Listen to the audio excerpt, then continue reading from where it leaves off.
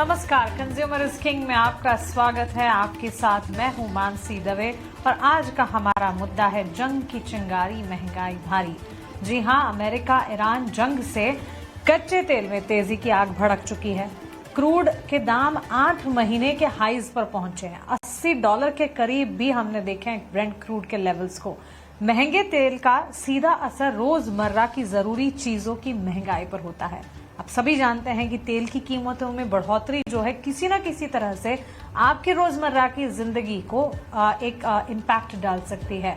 Crude महंगा होने से पेट्रोल डीजल के दाम बढ़ेंगे, डीजल के दाम बढ़ने से ट्रांसपोर्टेशन महंगा हो जाएगा और ट्रांसपोर्टेशन महंगा होने का साफ मतलब है कि रोजमर्रा की चीजों के दामों में बढ़ोतरी होती दिखेगी। लॉजिस्टिक्स जब महंगा हो जाएगा तो आपकी रोजमर्रा की ये सारी चीजें इंटरलिंक्ड हैं और इसीलिए हर तरफ से आपको महंगाई की मार झेलनी पड़ेगी। सवाल यही खत्म नहीं होता। अभी जंग शुरू होने से इतना इम्पैक्ट नजर आ रहा है, तो अगर ये जंग लंबी खिंची तो महंगाई कितनी भड़केगी। इसी पर हम आज का कंज्यूमर किंग का खास एपिसोड करने जा रहे हैं, जंग की चिंगारी, महंगाई भारी। और इस खास पेशकश में हमारा साथ निभा रहे हैं 3 दिग्गज। सिराज हुसैन साहब हमारे साथ, former agriculture secretary, Deepak Pareek agriculture economist, Kunal Shah head commodities research, Nirmal Bang हमारे साथ जुड़ गए हैं। आप तीनों का ही स्वागत है 18 नाउ स्वदेश पर। अपना समय हमें देने के लिए आपका बहुत शुक्रिया।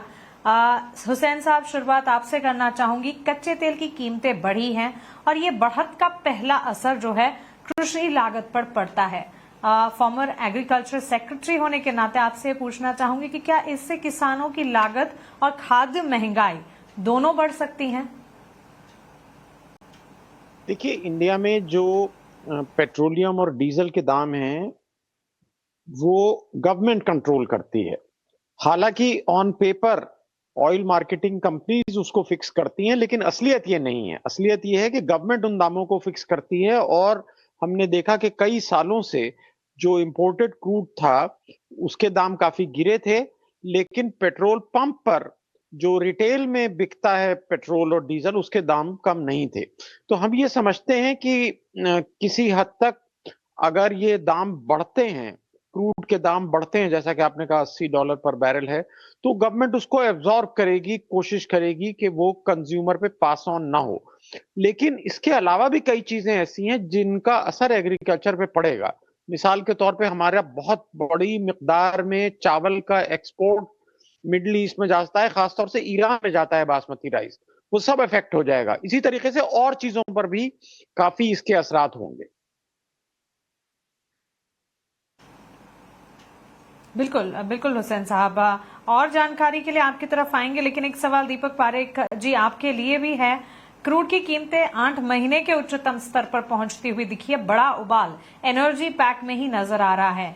क्या आपको लगता है कि ये सिर्फ एक जियोपॉलिटिकल रिएक्शन है या फिर तेल की कीमतों में यहां से आगे लंबी अवधि की तेजी के संकेत मिल रहे हैं? धन्यवाद मुझे बुलाने के लिए। यानी आप जो बोल रहे हैं ये शॉर्ट टर्म नहीं है। हमको इसके लिए अपने आप को ब्रेस करना पड़ेगा, क्योंकि जिस तरह के हालात मिडिल ईस्ट में बन रहे हैं, जो गल्फ ऑफ हर्मुज के ऊपर हम जो रिस्ट्रिक्शंस देख रहे हैं, जिस तरह से एस्केलेशन हो रहा है वॉर का, और ये लिमिटेड वॉर नहीं है कि ना यूएस और ईरान के बीच में या इसराइल या ईरान के बीच में है। इसके अंदर सारे ऑयल प्रोड्यूसिंग नेशंस उसके चपेटे में आ गए हैं। आज ही आपने देखा होगा कि न्यूज़ आर्टिकल के अंदर के 2 बड़े जो स्पेसिफिक सेंटर्स हैं, एक सऊदी अरेबिया के अंदर जहाँ पे करीब करीब 500,000 बैरल्स पर डे का प्रोडक्शन होता है, उनको उन्हें रोकना पड़ा बिकॉज वहाँ पे एक ड्रोन स्ट्राइक हुई थी। सिमिलरली काफी गैस के जो बेसिस हैं वहां पे भी प्रोडक्शन स्टॉप करना पड़ा बहरीन के अंदर। सो यहाँ से हमें लगता है कि $80 तो ये शुरुआत है। जिस तरह से एस्केलेशन हो रहा है और हर एक $10 के इंक्रीज के ऊपर भारत का 1.25 करोड़ का नुकसान होता है। अब वो नुकसान चाहे सरकार पे करे चाहे कंज्यूमर पे करे, किसी को पे करना है। सो वो आपका एक साइलेंट टैक्स लग जाता है। सो हमें देखना है कि ये शायद अगले 1-1.25 महीने के अंदर अगर 100 को क्रॉस करता है तो ये बहुत बड़ा प्रॉब्लम क्रिएट हो सकता है, जिसमें हमारा फिस्कल डेफिसिट बढ़ेगा और उसका इवेंचुअली इम्पैक्ट हमारे डेफिनेटली कंज्यूमर्स पे भी आएगा, सरकार पे भी आएगा, बिकॉज ऑफ इन्फ्लेशनरी प्रेशर्स बढ़ेंगे। दूसरा यहाँ पे ऑल्सो ये जो हमें देखना चाहिए वो ये है कि करेंसी भी इम्पैक्ट हो रहा है। बिकॉज हिंदुस्तान एक काफ़ी बड़ा इंपोर्टर है। इनफैक्ट हमारा 88% ऑफ जो क्रूड है हम इंपोर्ट करते हैं। तो जब भी पेट्रोल क्रूड ऑयल के भाव बढ़ते हैं तो हमारी करेंसी भी वीक होती है। आज भी हमने देखा है कि हमारी करेंसी काफ़ी वीक हुई है। सो अगर हमारी करेंसी और फर्दर वीक होती है तो उससे हमारे जितने भी इंपोर्ट्स हैं, क्योंकि हम पल्सेस बहुत इंपोर्ट करते हैं, हम एडिबल ऑयल्स काफ़ी इंपोर्ट करते हैं, और इसका डायरेक्टली इम्पैक्ट जो कंज्यूमर की फूड बास्केट है उस पर आएगा। सो मुझे लगता है कि यहाँ पे सरकार के हाथ में बहुत चीजें हैं जो उन्हें करनी पड़ेगी, बिकॉज यहाँ से चीजें बहुत अच्छी नहीं लग रही है जहां तक इन्फ्लेशन की बात है। एब्सोल्युटली। और इनफैक्ट यहाँ पर अगर आप देखें ओवरऑल इम्पैक्ट हम देख रहे हैं, नॉट जस्ट कमोडिटी मार्केट में, इक्विटी मार्केट्स में भी उसका असर देखने को मिल रहा है। और अलग अलग तरीके से, अलग अलग टेंजेंट से इसे समझने की हम लगातार कोशिश भी कर रहे हैं। कुणाल शाह भी है हमारे साथ। कुणाल, ईरान से सप्लाई डिसरप्शन की एक तरह से फेयर की वजह से हम देख रहे हैं कि इतनी ज्यादा बढ़त जो है कच्चे तेल की चाल में, टॉपिंग हम देख रहे हैं 8% के लेवल्स, 8 महीने के उच्चतम स्तर पर पहुंच चुका है कच्चा तेल। सबसे पहला सवाल तो सप्लाई को लेकर वास्तविक चिंता कितनी है आपके हिसाब से? और अगर मध्य और पूर्व में तनाव और बढ़ता है, मिडिल ईस्ट में इसी तरह के सिचुएशन और ज्यादा एस्केलेट होते हैं, तो क्या वैश्विक तेल सप्लाई पर बड़ा असर पड़ सकता है? कीमतें क्या यहां से भी आगे 90 से लेकर $100 तक भी जाती दिख सकती है? So there are three scenarios. एक सबसे पहले है सिर्फ स्ट्रेट ऑफ हॉर्मुज जो भी ब्लॉक हुआ है। सो ग्लोबल सप्लाई की almost 18 to 20% supply straight of Hormuz से पास होती है। और ये चोक ऑफ होने के कारण ये जो 105-6 मिलियन बैरल की जो मार्केट है उसमें से 18 से 20 मिलियन टन का आपको ड्रॉप दिखेगा आने वाले दिन में। सो इमीडिएटली जो शिप लोडिंग करके ऑलरेडी स्ट्रेट ऑफ हॉर्मुज से निकल गई है, they are in transit. So near term में इतनी शॉर्टेज फील नहीं होगी, बट ये क्राइसिस अगर 7-10 दिन से ज्यादा चलती है, then suddenly oil market will start to feel that heat, the shortage feel होने लगेगा। क्योंकि per day 10 million barrel, 15 million barrel regular supply नहीं आना, that is a very big problem for crude oil. So that is the first case scenario. In that scenario if ये 15-20 दिन या एक महीने से ज्यादा चलता है, तो I think oil is definitely moving towards $90-95 for WTI, $95-100 for the Brent. Second scenario, which is unthinkable, आज हम देखेंगे कि सऊदी अरेबिया की सऊदी अरामको की एक ऑयल की रिफाइनरी पे, not on the oil field, refinery को टारगेट किया गया है। तो जो प्रोडक्ट आते हैं उसमें से, जैसे गैसोलीन है, डिस्टिलेट्स है, मिडिल डिस्टिलेट्स, वो सब प्रोडक्ट पे इसका इम्पैक्ट आएगा। बट भूल से भी कोई ऑयल फील्ड टारगेट हो गया या और की कोई बड़ी रिफाइनरी टारगेट हो गई, तो that is definitely going to cause major disruption in the world. So ये जहां तक रिफाइनरी थी तो भी ठीक था, बट कोई ऑयल फील्ड पे अगर अटैक हुआ और कोई बड़े ऑयल फील्ड पे अटैक हुआ, then it is not going to have a very positive impact. और जो थर्ड, तो under that scenario oil can go towards $110 but Brent. But third scenario जो है कि ये 3-4 दिन में कोई ना कोई नेगोशिएशन या कोई ना कोई इंटरमीडियरी आएगी मार्केट में, और वो इन दोनों के बीच में पीस टॉक इनिशिएट करवाएगी। सो ये एज ऑफ नाउ ये प्ले आउट होता हुआ नजर नहीं आ रहा है एज ऑफ नाउ। तो ये जब होगा तभी हमको प्रेडिक्ट करने का, तब तक तो ऐसा ही एज्यूम करके चलना चाहिए कि ये हालात खराब ही है और खराब ही रहेंगे, और ऑयल के प्राइसेस के ऊपर अपवर्ड प्रेशर बना रहेगा। So the trajectory is on the upside until there is a ceasefire. Absolutely. तो चलिए, सीज फायर अगर होता है तो कुछ ना कुछ सिनेरियो बदल सकते हैं, लेकिन अदरवाइज ट्रैजेक्टरी यहां से फर्दर अपसाइड ही, और $90 और उसके ऊपर के स्तर भी इस वक्त अभी आंके जा रहे हैं कच्चे तेल की चाल के लिए।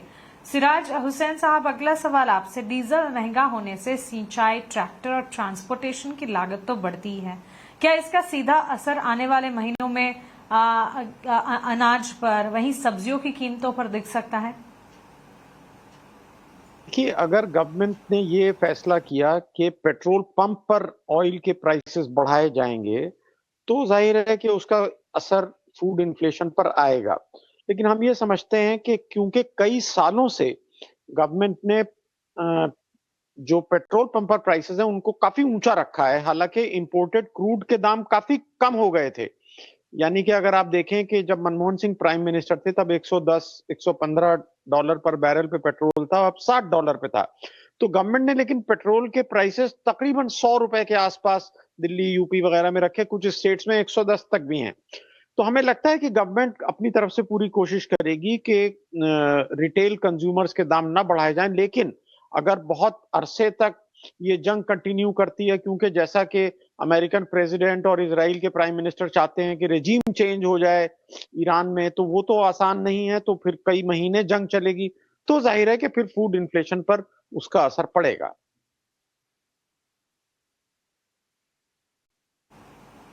एब्सोल्युटली। तो चलिए, ये भी एक एंगल है और फूड इन्फ्लेशन पर इसका असर पड़ता है, और अगर हाँ तो कितना, इस पर हमें नजर रखनी होगी। लेकिन पेट्रोल डीजल की कीमतों पर वापस लौटते हुए दीपक जी, आपसे समझना चाहेंगे, देखिए कच्चा तेल $80 बैरल के स्तर तो देख चुका है, यहां से आगे अगर फर्दर अपसाइड नजर आती है और उसी अपसाइड पर ये टिकता भी है, तो क्या भारत में पेट्रोल डीजल की कीमतें बढ़ना लगभग तय हो जाएगा? इस सिराज जी ने बिल्कुल बात सही बोली कि सरकार ने काफी हद तक शील्ड किया है, बिकॉज उनके पास एक बफर है। जो पहले जब दाम कम थे क्रूड के, उस समय सरकार ने भाव कम नहीं किए प्रोपोर्शनेट लेवल से। सो आई थिंक सिराज जी ने जो बोला कि लेकिन गवर्नमेंट को भी अनफॉर्चुनेटली और फॉर्चुनेटली अपने फिस्कल डेफिसिट के ऊपर भी देखना है, क्योंकि अगर फिस्कल डेफिसिट बढ़ता है तो हमारा करेंसी फर्दर वीक होगा और उसका एक I would say that cyclic impact पड़ेगा काफी चीजों के ऊपर। सो मुझे जहां तक लगता है कि गवर्नमेंट शायद 90-95 के आसपास तक तो शायद बियर करेगा, लेकिन अगर ये 100 की रेंज में आता है, क्योंकि आप देखिए हर एक $10 की इंक्रीज अगर होती है क्रूड ऑयल की, तो उसके हमारे पेट्रोल पंप के ऊपर 2.5 से पौने 3 रुपए के आसपास के भाव बढ़ने चाहिए। सो शायद गवर्नमेंट 6-7 रुपए तक उसको बियर करे, उसके बियॉन्ड जाता है तो मुझे लगता है कि कंज्यूमर को पास ऑन गवर्नमेंट को करना पड़ेगा, ऑप्शन नहीं है। और जैसे सिराज जी ने बोला कि अगर ये थोड़ा लंबा चला तो गवर्नमेंट की मनूवरिंग कैपेबिलिटी भी काफी कम हो जाएगी, कि उसको इवेंचुअली पास ऑन करना ही पड़ेगा और उसके लिए कोई ऑप्शन बचेगा नहीं गवर्नमेंट के लिए। और हमें एक चीज और समझने की जरूरत है कि ये हमारा जो इन्फ्लेटरी प्रेशर की बात कर रहे हैं, ये डोमेस्टिक तो ठीक है, लेकिन जैसे मैंने आपको बताया काफी फूड प्रोडक्ट हम इंपोर्ट करते हैं। ऑलरेडी हमने देखा है कि इंश्योरेंस बढ़ गए हैं ट्रांजिट के अंदर। हमने ऑलरेडी देखा है कि काफी जो शिपिंग लाइंस हैं उन्होंने सडनली एक मिडिल ईस्ट टैक्स लगा दिया है, जो करीब करीब $2,500 से लेके $4,500 पर कंटेनर के ऊपर। सो इसका इम्पैक्ट भी काफी हद तक, क्योंकि जैसे मैंने आपको बताया कि हमारे फूड बास्केट के अंदर एक एडिबल ऑयल और एक दूसरा पल्सेस, ये बड़ा इंपॉर्टेंट फैक्टर प्ले करते हैं। और काफी हद तक इसमें से 25 to 30% जो सप्लाई जो काफी हद तक लैटिन अमेरिका से आती है या यूरोप से आती है, कनाडा से आती है, उन सब की प्राइजेस में काफी सब्सटेंशियल इंक्रीज होगा एंड उससे भी इन्फ्लेटरी प्रेशर्स डेफिनेटली बढ़ेंगे। सो आई थिंक यहाँ पे गवर्नमेंट के पास में मेरे ख्याल से एक ही ऑप्शन है, गवर्नमेंट को अपने जो रशिया के टाइज हैं उसको रिवाइव करने पड़ेंगे। we'll have to go back to Russians and ask them to consider us and give again crude oil to us, because that can only, वही एक चीज ऐसी है कि जो कुछ हद तक इसको कूल ऑफ कर सकती है। बाकी अदरवाइज तो काफी चैलेंजिंग टाइम है जहां तक crude oil and hence petrol और डीजल के भाव की बात है। तो एब्सोल्युटली। और कुणाल, आपसे भी समझना चाहेंगे, भारत अपनी कुल जरूरतों का करीब 85% तेल, कच्चा तेल जो है वो आयात करता है। ऐसे में तेल महंगा होना एक कंसर्न तो है ही, भारतीय अर्थव्यवस्था पर कितना दबाव यहां से बन सकता है, आप इसे कैसे देख रहे हैं? कमोडिटी मार्केट के पर्सपेक्टिव से भी आप अपनी राय रखते हैं। ओके, सो एकदम सिंपल समझाता हूं मैं। अगर ऑयल यहाँ से $100 होता है, फॉर एग्जांपल यहाँ से भी 25% बढ़ता है, बराबर है, तो उसका डायरेक्ट इम्पैक्ट क्या आएगा कि इंडियन रुपी वीक हो जाएगा, ऑयल इंपोर्ट की वैल्यू बढ़ जाएगी और इन्फ्लेशनरी एक्सपेक्टेशन इकोनॉमी में बढ़ जाएगी। जो central banks interest rate cut करके बैठिए, उनको इंटरेस्ट रेट बढ़ाना पड़ेगा। तो कुल मिला के ये इंडिया की इकोनॉमी के लिए अगर ये सस्टेन होता है बढ़ के, या और ज्यादा बढ़ता है, यहाँ से 15-20% और बढ़ता है, then it's not a good sign for Indian economy. I'm 100% convinced. So even though our government is subsidized, so government ने अभी जब पेट्रोल और डीजल के प्राइसेस नीचे आए तभी भी सॉरी क्रूड के प्राइस नीचे आए तभी भी पेट्रोल और डीजल के प्राइस नीचे ज्यादा किए नहीं है। बट मुझे ऐसा नहीं लग रहा है कि क्रूड ऑयल जब बढ़ेगा तब वो और एग्रेसिवली प्राइस हाइक करेंगे। They will wait for some time, but even if there is a price hike one should be okay with it. वही मेरा नैरेटिव है। So I think it is very important to see what happens going forward and that I mean that's all. Absolutely very important to see यहाँ से आगे। और in fact सभी equity market participants, commodity market participants, आम जनता यही समझना चाह रही है कि स्थिति जो है, वॉर सिचुएशन तो हम देख रहे हैं, लेकिन ये और ज्यादा कितनी एस्केलेट होती हुई दिखेगी, क्योंकि इसका एस्केलेशन जो है अक्रॉस द ग्लोब मार्केट्स पर, इकोनॉमी पर, अर्थव्यवस्था पर पूरी तरह से पड़ता दिखता है। हुसैन साहब, भारत में एक खाद्य महंगाई जो है वो अक्सर एक चीज की वजह से बढ़ती है, और वो है सप्लाई शॉक। इस वक्त सप्लाई को लेकर ही फियर और कंसर्न है, जिसके चलते कच्चे तेल में इतना बड़ा उबाल हम देख रहे हैं। महंगे क्रूड से फूड इन्फ्लेशन का नया दबाव कितना बन सकता है और कितना आगे बढ़ सकता है? देखिए, अगर ये वॉर कंटिन्यू करती है तो फूड इन्फ्लेशन पर जबरदस्त असर की हम उम्मीद देख सकते हैं, न सिर्फ हमारे इंपोर्ट्स की वजह से, बल्कि आप ये देखें कि हमारे एक्सपोर्ट्स भी उससे अफेक्ट हो जाएंगे और उससे फार्मर्स इनकम पर एक एडवर्स इफेक्ट पड़ेगा। फॉर्चुनेटली हमारा जो एडिबल ऑयल का इंपोर्ट है वो ज्यादातर मलेशिया, इंडोनेशिया से है, तो वो ईस्ट से है, तो उस पर तो ज्यादा असर नहीं पड़ेगा। लेकिन पल्सेस का हमारा इंपोर्ट काफी लैटिन अमेरिका से है, कनाडा से है, थोड़ा बहुत यूएस से भी है, रशिया यूक्रेन से है, तो उन पर इसका असर पड़ेगा। और उसके अलावा अगर जैसा कि कहा गया और पैनलिस्ट ने भी बताया कि अगर क्रूड के दाम $100 को भी क्रॉस करते हैं तो गवर्नमेंट मजबूर होगी पेट्रोल और डीजल के दाम बढ़ाने के लिए, तो उससे ट्रांसपोर्टेशन कॉस्ट बढ़ेगी, रुपए का डिप्रिसिएशन होगा, तो इन सब चीजों का कुल मिलाकर असर फूड इन्फ्लेशन पर होगा। अब असल में बात यह है कि ज्यादातर कंट्रीज कोई क्लियर पोजीशन नहीं ले रहे हैं वॉर के बारे में कि ये वॉर क्यों लड़ी जा रही है।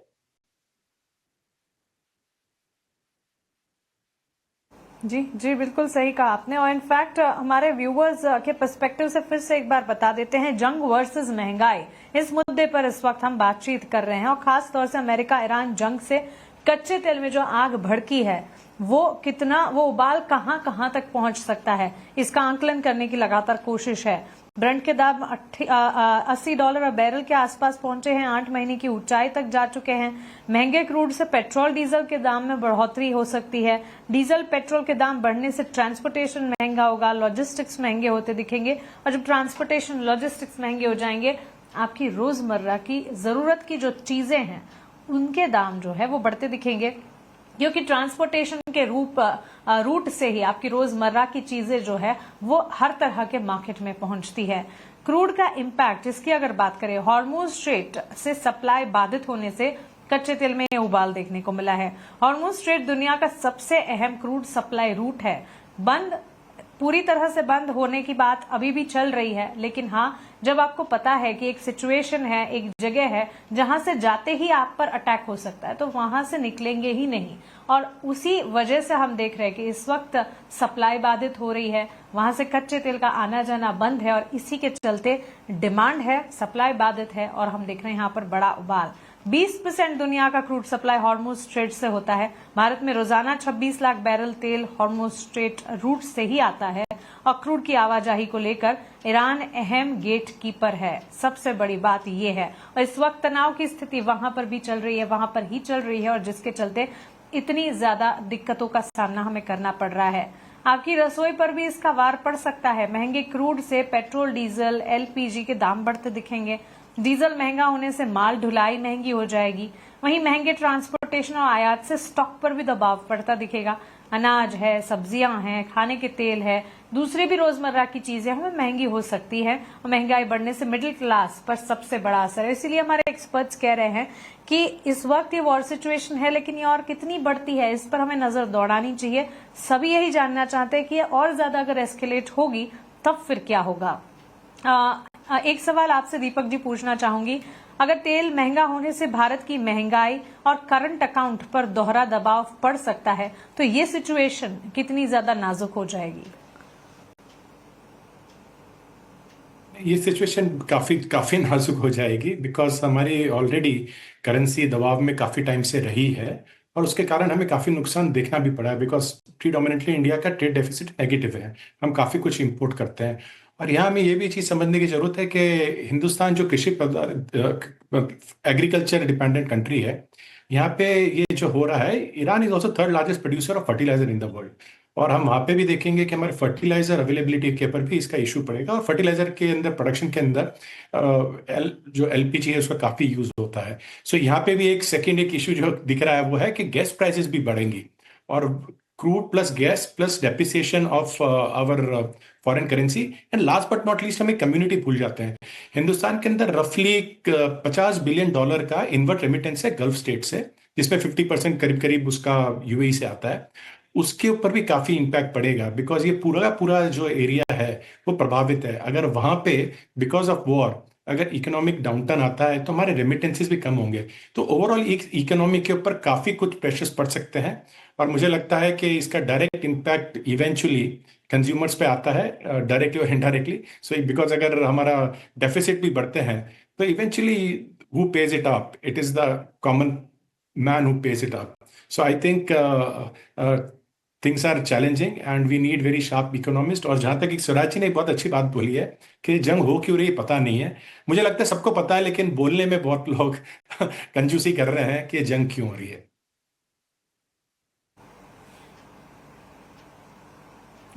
जी जी बिल्कुल। और जंग हो क्यों रही है इसका सही पता नहीं है, लेकिन उससे नुकसान बहुत हो रहा है, और इसी वजह से आप जैसे एक्सपर्ट्स जो हैं सही तरीके से हमें नेविगेट कर मदद कर पाते हैं। सप्लाई चेन के संकट की अब बात करते हैं। जंग से इंपोर्ट के साथ एक्सपोर्ट पर भी असर पड़ता दिखेगा। इंपोर्ट पर शिपिंग, इंश्योरेंस कॉस्ट बढ़ने की आशंकाएं हैं। जंग वाले एरिया से गुजरने वाले जहाजों पर तो रिस्क सबसे ज्यादा हाई है। यूएस, यूरोप जाने वाले शिपमेंट्स पर बुरी तरह से प्रभाव पड़ता दिखेगा, और मिडिल ईस्ट से आने वाले ड्राई फ्रूट्स के दाम भी बढ़ते हुए दिखेंगे। सो ऑल इन ऑल जहां पर भी देखे वहां असर तो पड़ता नजर आएगा ही। कुणाल, आपसे समझना चाहेंगे क्या सरकार के पास इस तरह के हालात से निपटने के लिए स्ट्रैटेजिक ऑयल रिजर्व या फिर टैक्स एडजस्टमेंट जैसे कोई विकल्प मौजूद हैं? आप के पास कोई डिटेल इससे जुड़े, कोई insights? So as far as India is concerned, I'm not aware about the SPR. We've created an SPR. I think China and US has it, but रहेगा तो भी बहुत कम रहेगा. So I'm not aware, so I will not comment on it. जी जी जी कुणाल, वैसे महंगे crude से सिर्फ fuel तक सीमित नहीं रहती है बात। कुणाल, एक टेक आपसे इस पर भी जानना चाहेंगे कि ट्रांसपोर्ट, मैन्युफैक्चरिंग, रोजमर्रा की चीजों में जो महंगाई अगर बढ़ी तो हालात किस तरह से दिखेंगे, इस पर अगर आपको इंसाइट दे पाएं।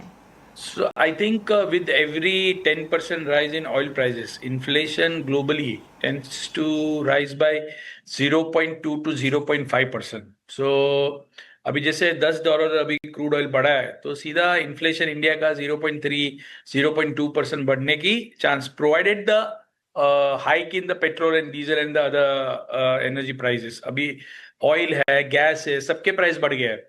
सो I think it is going to have a major negative impact if it stays there. अभी ये जो बढ़ गया और बढ़ के 3-4 दिन ऊपर रहा, ठीक है, पर ये बढ़ के और ऊपर जा रहा है और नीचे आने का नाम ही नहीं ले रहा है, then it is a very bad scenario in a time when already our currency is under pressure. So अभी और यहाँ से 10% ऑयल बढ़ता है, so that will open up new door for the Indian rupee 93 94, वो सब दरवाजे ओपन हो जाएंगे। So that is hope and pray कि सैनिटी दे भगवान सबको, और जल्द से जल्द ये वॉर खत्म हो जाए। एब्सोल्युटली, जल्द से जल्द ये जंग खत्म हो, यही सारे इस वक्त मानकर चल रहे हैं, सोच कर चल रहे हैं, एक्सपेक्ट करके चल रहे हैं। दीपक जी, आप कुछ एड अप करना चाह रहे थे? हाँ, स्ट्रेटेजिक रिजर्व जनरली इंडिया 2.5 महीने के आसपास रखता है, अनलाइक चाइना एंड जापान जो करीब करीब 6 महीने से 9 महीने के बीच में रखते हैं। तो हमारा स्ट्रेटेजिक रिजर्व के भी हमको, आई थिंक गवर्नमेंट को गोइंग फॉरवर्ड शायद उसमें तो कुछ चेंज करने की जरूरत है, उसको थोड़ा एक्सटेंड करने की जरूरत है। बिल्कुल बिल्कुल दीपक जी, शुक्रिया इस सवाल का भी जवाब हमें देने के लिए।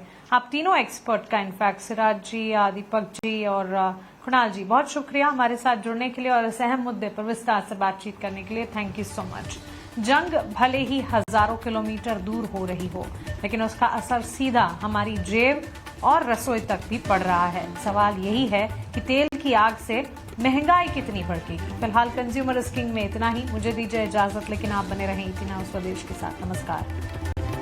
For more of such videos, do like, share and subscribe to ET Now Swadesh.